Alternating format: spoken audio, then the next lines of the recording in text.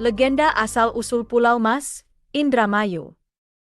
Dahulu kala, ketika Indramayu masih berupa hutan lebat yang penuh dengan suara raungan binatang buas dan kehadiran makhluk-makhluk halus, datanglah seorang ksatria dari desa Banyu Urip, yang kini dikenal sebagai Purworejo di Jawa Tengah. Nama ksatria itu adalah Raden Wiralodra. Berbekal keberanian dan tekad, ia diberi tugas mulia untuk membuka hutan belantara tersebut, mengubahnya menjadi pemukiman yang layak huni bagi penduduk atau dikenal sebagai pedukuhan. Dalam menjalankan tugas berat ini, Raden Wiralodra tidak sendirian. Ia ditemani oleh seorang pembantu setia dan sakti mandraguna yang bernama Ki Tinggil. Bersama-sama, mereka menempuh perjalanan panjang dan penuh tantangan menuju lembah Sungai Cimanuk dengan harapan bisa memenuhi tugas yang diemban. Namun, perjalanan mereka tidak selalu mulus. Selama lebih dari 3 tahun, keduanya terus berjalan tanpa henti, namun justru tersesat di sebuah hutan di lembah Sungai Citarum. Di tengah hutan tersebut, mereka bertemu dengan seorang pertapa yang mengasingkan diri dari keramaian dunia, seorang bijak bernama Ki Sidum. Ki Sidum, yang memiliki kebijaksanaan dan pengetahuan luas, menyarankan agar Raden Wiralodra dan Ki Tinggil beristirahat 1 malam di tempatnya. Selain memberikan tempat istirahat, Ki Sidum juga memberikan bantuan yang tak ternilai, seekor kijang kencana yang akan menjadi penunjuk jalan mereka menuju lembah Sungai Cimanuk. Dengan bantuan kijang kencana tersebut, Raden Wiralodra dan Ki Tinggil dapat melanjutkan perjalanan mereka dengan lebih pasti. Dan begitulah, melalui perjalanan yang penuh dengan tantangan dan bantuan dari para sahabat yang ditemui di sepanjang jalan, Raden Wiralodra akhirnya dapat melanjutkan misinya untuk membuka hutan belantara di Indramayu, mengubahnya menjadi sebuah pemukiman yang layak huni bagi para penduduk.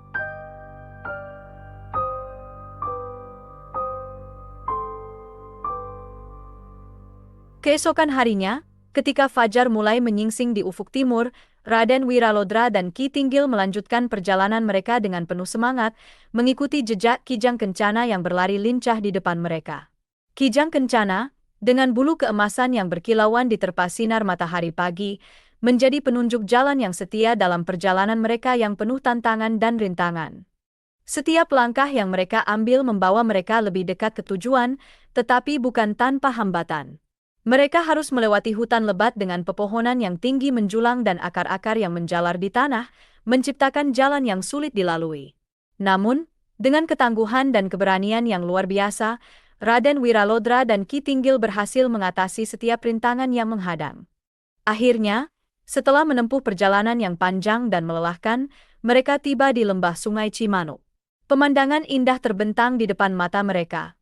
Sebuah lembah yang subur dengan sungai yang mengalir jernih, membawa harapan baru bagi masa depan pemukiman yang akan mereka bangun. Dengan penuh rasa syukur, mereka berdua beristirahat sejenak untuk mengumpulkan tenaga. Udara segar di lembah tersebut memberikan ketenangan dan kekuatan baru bagi mereka. Setelah merasa cukup beristirahat, Raden Wiralodra dan Ki Tinggil mulai bekerja tanpa menunda-nunda waktu. Mereka membabat hutan dengan penuh semangat dan dedikasi. Setiap tebasan parang membawa mereka lebih dekat ke tujuan mereka untuk menciptakan pemukiman yang aman dan nyaman bagi penduduk. Perjuangan mereka tidak sia-sia, dan dengan kerja keras serta tekad yang kuat, Raden Wiralodra dan Ki Tinggil akhirnya berhasil membuka hutan belantara di lembah Sungai Cimanuk, mengubahnya menjadi pemukiman yang layak huni dan penuh harapan bagi masa depan.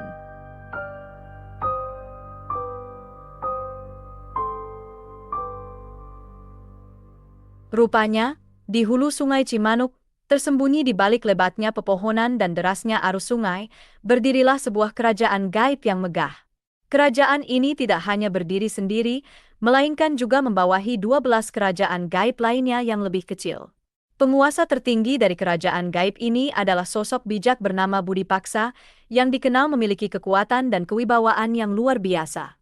Di antara kerajaan-kerajaan gaib yang lebih kecil tersebut, terdapat kerajaan yang dipimpin oleh Raja Kalacungkring dan Raden Werdinata. Masing-masing kerajaan ini memiliki keunikan dan kekuatan tersendiri yang menjadikan wilayah gaib di hulu Sungai Cimanuk penuh dengan keajaiban dan misteri. Namun, ketenangan dan kedamaian di kerajaan-kerajaan gaib ini mulai terusik ketika Raden Wiralodra dan Ki Tinggil mulai membuka hutan untuk dijadikan pemukiman. Pada bulan ketiga setelah kedatangan mereka, para makhluk halus yang menghuni daerah tersebut mulai melakukan gangguan. Mereka marah dan merasa terancam karena tempat tinggal mereka dirusak oleh pembabatan hutan yang dilakukan oleh Raden Wiralodra dan Ki Tinggil. Makhluk-makhluk halus ini melakukan berbagai cara untuk mengusir Raden Wiralodra dan Ki Tinggil, mulai dari suara-suara menakutkan di tengah malam hingga penampakan-penampakan yang membuat bulu kuduk merinding. Namun, dengan keberanian dan ketangguhan hati, Raden Wiralodra dan Ki Tinggil mampu mengatasi setiap gangguan yang datang. Mereka tetap teguh pada tujuan mereka dan terus bekerja tanpa henti untuk membuka hutan dan menciptakan pemukiman bagi penduduk. Keberanian dan kekuatan mental Raden Wiralodra dan Ki Tinggil akhirnya membuahkan hasil. Mereka berhasil meredam amarah para makhluk halus dan melanjutkan tugas mulia mereka.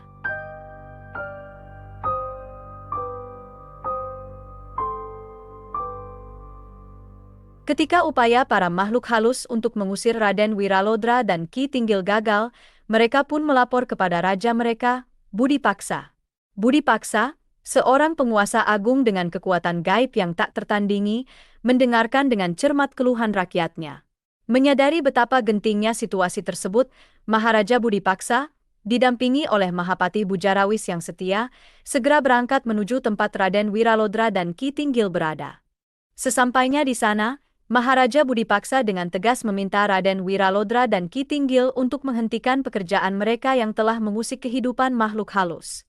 Namun, Raden Wiralodra, dengan keberanian dan tekad yang tak tergoyahkan, menolak permintaan tersebut. Penolakan ini memicu pertarungan hebat antara keduanya, di mana masing-masing mengerahkan seluruh kesaktian yang dimiliki. Pertarungan berlangsung sengit dan memukau, dengan kekuatan gaib saling bertabrakan, menciptakan kilatan cahaya yang menerangi hutan belantara. Kedua belah pihak menunjukkan keahlian luar biasa dalam bertarung, namun setelah sekian lama beradu kekuatan, Maharaja Budi Paksa dan Mahapati Bujarawis akhirnya mengakui kesaktian Raden Wiralodra dan Ki Tinggil. Raden Wiralodra kemudian menggunakan kekuatannya untuk mengurung Maharaja Budi Paksa di dasar muara Sungai Cimanuk, sementara Mahapati Bujarawis melarikan diri dengan tergesa-gesa untuk mencari bantuan.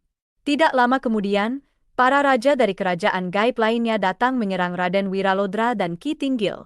Pertempuran kembali berkobar dengan dahsyat, namun dengan keahlian mereka yang luar biasa, Raden Wiralodra dan Ki Tinggil berhasil melumpuhkan semua penyerang. Hanya satu raja yang tetap berdiri kokoh, yakni Raden Werdinata. Kesaktian Raden Werdinata ternyata mampu mengimbangi kesaktian Raden Wiralodra, sehingga pertempuran antara keduanya berlangsung dengan intensitas yang sama kuatnya. Mereka terus bertarung tanpa henti selama 12 bulan lamanya, menunjukkan tekad dan kekuatan yang luar biasa. Pertarungan panjang ini menjadi bukti kegigihan dan keberanian Raden Wiralodra dalam menghadapi setiap rintangan yang menghadang jalannya.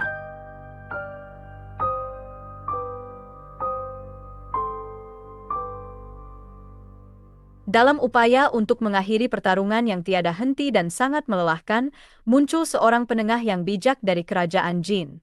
Kala Cungkring, sang raja dari kerajaan tersebut, mengusulkan sebuah gagasan perdamaian. Usul ini diterima dengan berbagai pendapat dan perdebatan, namun akhirnya kedua belah pihak, yang telah kehabisan tenaga dalam pertarungan panjang, sepakat untuk menerima tawaran perdamaian itu. Untuk memupuk hubungan yang baik dan menjalin persahabatan, Raden Werdinata menyerahkan anak perempuannya yang cantik jelita, Putri Inten, kepada Raden Wiralodra. Perkawinan ini bukan hanya menjadi simbol perdamaian, tetapi juga menjadi pengikat erat antara dua kekuatan yang sebelumnya berseberangan. Dengan tercapainya kesepakatan perdamaian ini, tugas Raden Wiralodra dan Ki Tinggil untuk membabat hutan dan membuka lahan pemukiman pun menjadi jauh lebih mudah dan cepat terselesaikan.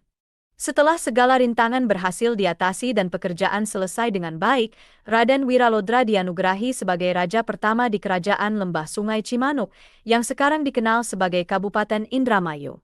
Di bawah kepemimpinannya, wilayah ini berkembang menjadi pemukiman yang makmur dan damai. Di sisi lain, Raden Werdinata dan para pengikutnya, yang telah hidup berdampingan dengan manusia tanpa gangguan, menghadap kepada Raden Wiralodra untuk memohon kebebasan. Mereka meminta izin untuk tinggal di sebuah pulau terpencil, dengan janji tidak akan mengganggu manusia lagi, terutama keturunan Raden Wiralodra. Permintaan ini dikabulkan dengan hati yang lapang oleh Raden Wiralodra. Maka, Raden Werdinata bersama para pengikutnya berangkat menuju pulau yang kini dikenal sebagai Pulau Mas. Di sana, mereka menetap dengan damai, menjaga janji mereka untuk tidak mengganggu keturunan manusia lagi. Nama Pulau Mas sendiri konon berasal dari cerita rakyat setempat yang mengatakan bahwa pulau ini memiliki sinar kekuningan yang menyerupai emas. Menurut legenda, sinar tersebut berasal dari kejayaan dan kemakmuran wilayah tersebut di masa lalu, yang membuat pulau ini tampak seperti emas di mata para pendatang. Selain itu, beberapa sumber juga menyebutkan bahwa Pulau Mas merupakan tempat yang kaya akan hasil bumi dan sumber daya alam yang membuatnya dihargai seperti emas oleh masyarakat setempat. Nama ini tidak hanya menggambarkan keindahan pulau tersebut, tetapi juga nilai sejarah dan budayanya yang tinggi. Pulau Mas kini menjadi salah satu destinasi wisata di Kabupaten Indramayu, menarik banyak pengunjung yang ingin menikmati keindahan alam dan kekayaan budayanya.